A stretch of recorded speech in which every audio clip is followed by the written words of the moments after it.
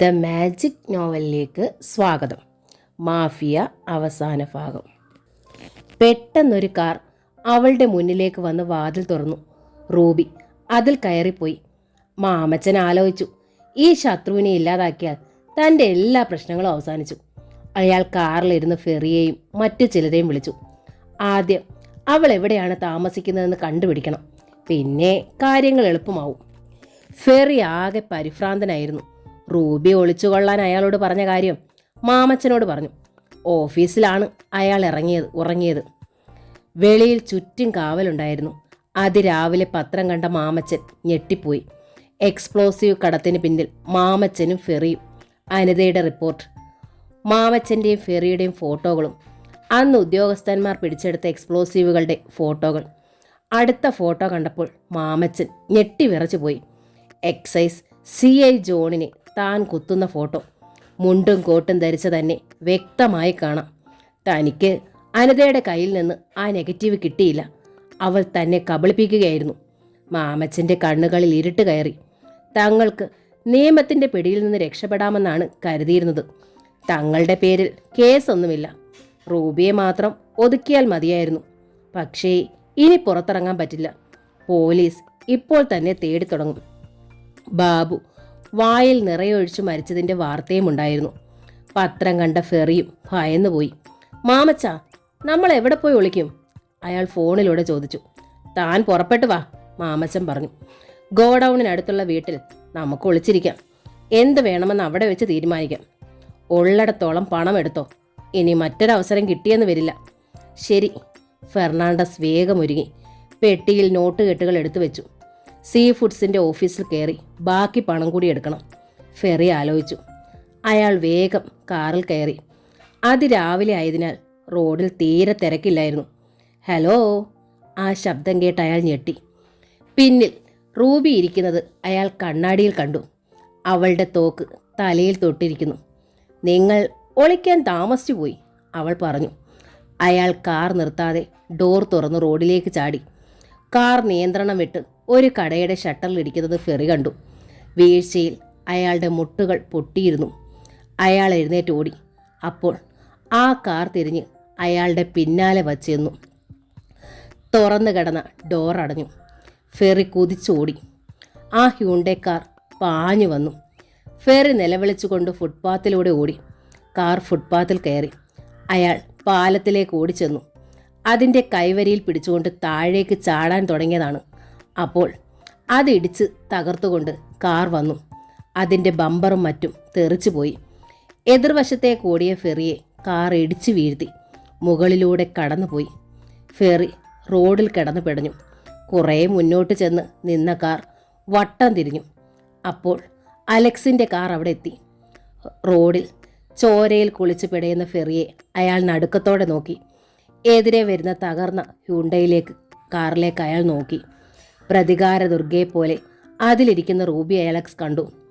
അലക്സിനെ നടുക്കിക്കൊണ്ട് ആ കാർ പാഞ്ഞു വന്നു. ഫെറിയുടെ മുകളിലൂടെ അത് തൻ്റെ കാറിൽ വന്നിടിച്ചു തകരും.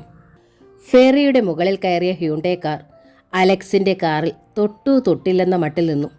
റൂബിയുടെ കണ്ണുകൾ തന്നിൽ തറച്ചിരിക്കുന്നത് അലക്സ് കണ്ടു.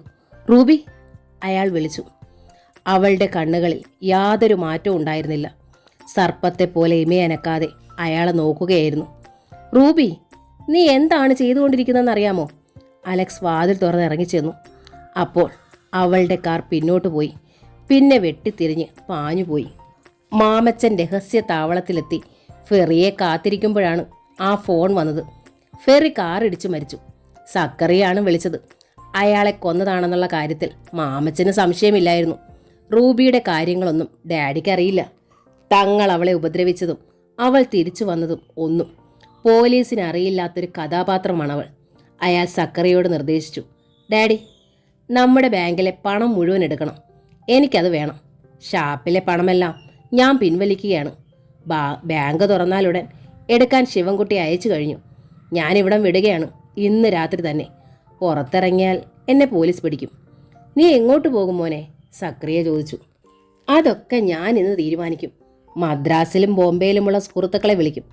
ഏതെങ്കിലും ഷിപ്പ് കിട്ടിയാൽ ഞാൻ ഹോങ്കോങ്ങിലേക്ക് പോകും. അവിടെ നിന്ന് കറാച്ചിയിലേക്ക്.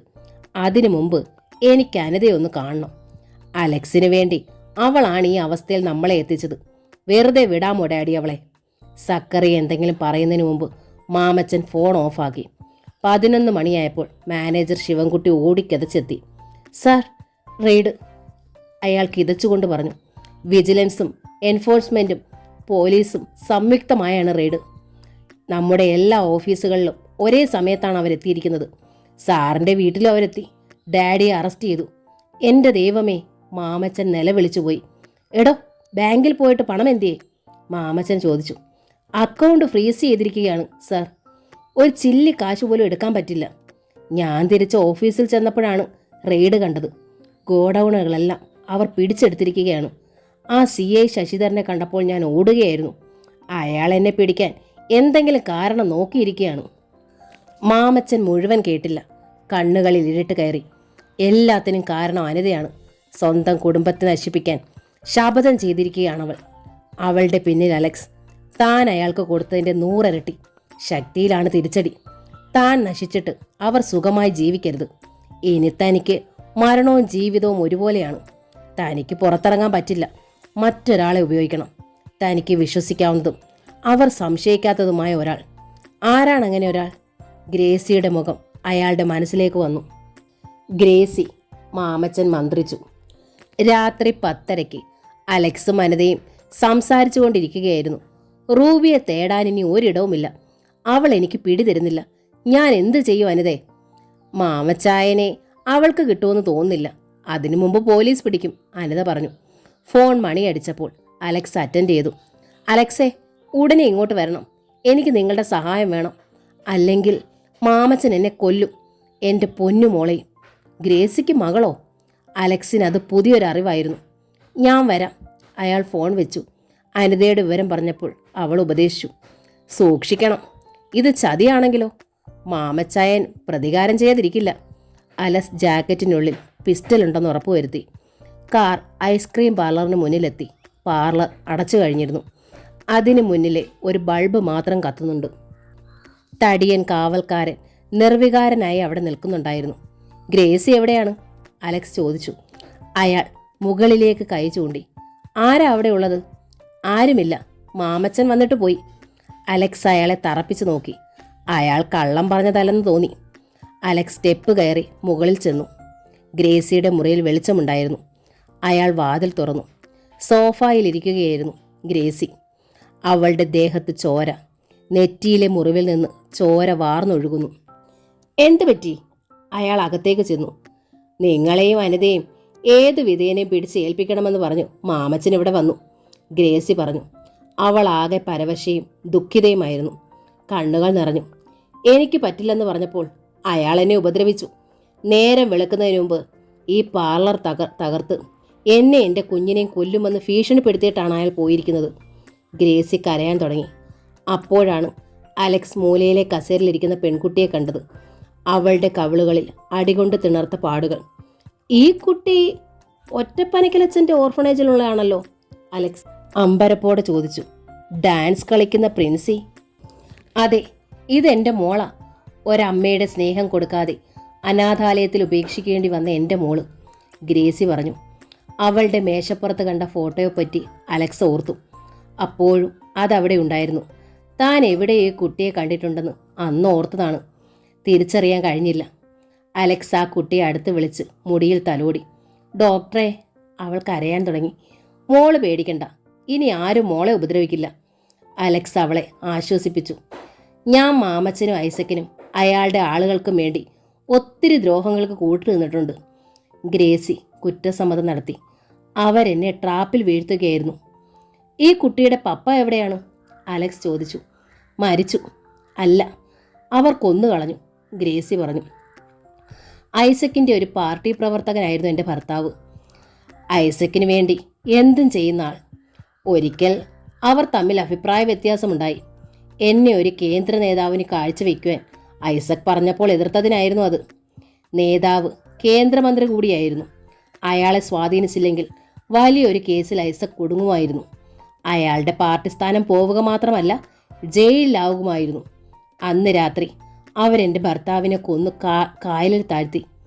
എൻ്റെ മോൾക്ക് 1 വയസ്സേ ഉണ്ടായിരുന്നുള്ളൂ. അവർ പറയുന്നതനുസരിച്ചില്ലെങ്കിൽ എൻ്റെ മോളെയും കൊന്നുകളയുമെന്ന് ഭീഷണിപ്പെടുത്തി. എനിക്ക് അനുസരിക്കേണ്ടി വന്നു. എൻ്റെ മോളെ ഞാൻ അനാഥാലയത്തിലാക്കി. ഞാൻ മരിച്ചാലും അവൾ അവിടെ ജീവിച്ചുകൊള്ളുമല്ലോ. പിന്നെ ജീവിതത്തിൽ എനിക്ക് വാശിയായിരുന്നു, ഒരു തരം പക. നേതാക്കന്മാരെ കൊണ്ട് ഞാൻ പലതും നേടി. സ്വന്തമായി ബിസിനസ് ഉണ്ടാക്കി. ഒരിക്കൽ ഈ മാഫിയ വലയത്തിലായാൽ പിന്നെ രക്ഷപ്പെടാൻ പറ്റില്ല. ഗ്രേസി മുഖം തുടച്ചു. മടുത്തു. അലക്സിനെ അനിതയും കൊല്ലാൻ പറഞ്ഞപ്പോൾ ഞാൻ എതിർത്തു. എനിക്ക് മതിയായി. ഞാൻ ഇനി ആരെയും ദ്രോഹിക്കില്ല. എനിക്കെൻ്റെ മോളോടൊത്ത് ജീവിക്കണം. അതിനാ ഞാൻ അവളെ അച്ഛൻ്റെ അടുത്തുനിന്ന് കൊണ്ടുവന്നത്. അവർ വരും. അലക്സ് എനിക്ക് അഭയം തരണം. ഞാൻ പോലീസിനോട് എല്ലാ കുറ്റങ്ങളും ഏറ്റുപറയാം. എൻ്റെ മോളെയെങ്കിലും രക്ഷപ്പെടുത്തണം. ഗ്രേസി ഭയപ്പെടേണ്ട. ഞാൻ ഇപ്പോൾ തന്നെ ഏർപ്പാട് ചെയ്യാം. അവരാരും ഇവിടെ വരില്ല. നിങ്ങളെ തൊടില്ല. പോരെ? അലക്സ് ഉറപ്പ് കൊടുത്തു. മതി, ഗ്രേസി പറഞ്ഞു. അലക്സ് ഫോണിലൂടെ അശോക് മസ്താനെ വിളിച്ചു. അലക്സ് അവിടെ നിന്ന് ഇറങ്ങുന്നതിന് മുൻപ് തന്നെ ചെളിയിൽ ഒരു വാൻ വന്നു നിന്നു. എസ്തപ്പാനും കുറേ ആളുകളും ഉണ്ടായിരുന്നു അതിൽ. പിറ്റേ ദിവസം അനിത ഓഫീസിൽ പോയി. കുറേ കഴിഞ്ഞപ്പോൾ അനിതയുടെ അമ്മ അവളെ കാണാനായി വന്നു. അന്നമ്മേ, എൻ്റെ കുടുംബം നശിച്ചു. അവർ അലക്സിൻ്റെ അമ്മയെ കെട്ടിപ്പിടിച്ചു കരഞ്ഞു. എന്നും ഞാൻ അപ്പനോടും മക്കളോടും പറയാറുള്ളതാ, ഉള്ളത് കൊണ്ടൊക്കെ ജീവിച്ചാൽ മതിയെന്ന്. ആരെങ്കിലും കേൾക്കണ്ടേ? ഇപ്പോൾ അപ്പൻ ജയിലിലായി. ജാമ്യം പോലും ഉടനെ കിട്ടുകയില്ലെന്നാ സണ്ണി പറഞ്ഞത്. മാമച്ചൻ എവിടെയാണെന്ന് ഒരറിവുമില്ല. അവൻ്റെ കൂട്ടുകാരെ പോലെ എവിടെങ്കിലും ആത്മഹത്യ ചെയ്ത് കിടപ്പുണ്ടോയെന്നും അറിയില്ല. അനിതയുടെ അമ്മ എണ്ണിപ്പെറുക്കി കരഞ്ഞുകൊണ്ടിരുന്നു. അന്നമ്മ പഴയ കൂട്ടുകാരെ ആശ്വസിപ്പിക്കാൻ ശ്രമിച്ചു. അലക്സ് അനിതയെ ഓഫീസിലേക്ക് വിളിച്ചു. അനിത ഇന്ന് വന്നില്ലല്ലോ. മറുപടി കേട്ട് അലക്സ് ചോദിച്ചു. ആര് പറഞ്ഞു? ഞാനല്ലേ രാവിലെ ഓഫീസിന് മുന്നിൽ കാർ കൊണ്ടുവന്ന് ഇറക്കിയത്. എങ്കിൽ പുറത്തെവിടെങ്കിലും പോയതായിരിക്കും. Any message? അലക്സിനെ വിളിക്കാൻ പറയൂ. ഓക്കെ. ലൈൻ കട്ടായി. കുറേ നേരം കഴിഞ്ഞ് ഫോൺ മണിയടിച്ചു. അലക്സ് വേഗം വന്ന് റിസീവർ എടുത്തു. അലക്സേ, അനിതയുടെ ശബ്ദം. അനിതേ, ഓഫീസിൽ പോകാതെ നീ എവിടെയാണ്? അലക്സ് ചോദിച്ചു. ഞാൻ ഷിപ്പ് യാർഡിനടുത്തുള്ള ഒരു വീട്ടിലാണ്. അലക്സ് ഉടനെ വരണം.